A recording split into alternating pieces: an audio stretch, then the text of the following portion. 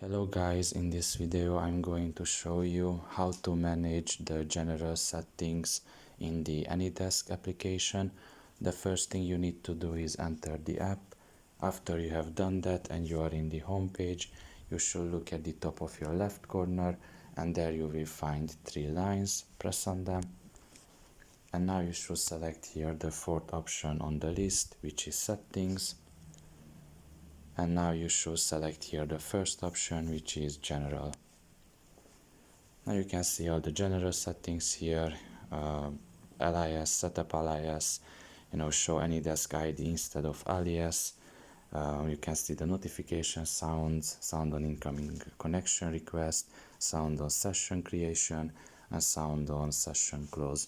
Now you can just, for example, if you want to activate any of these, you can just press on it and it will instantly be activated. And in this case, if you want to activate like a sound notification, you have a default one here, but you can change basically if you click on it.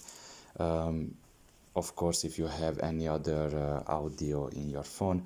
Now I personally don't have any, so I cannot show you exactly how to do it, but I'm sure that you will figure it out pretty easily because it's not hard to do.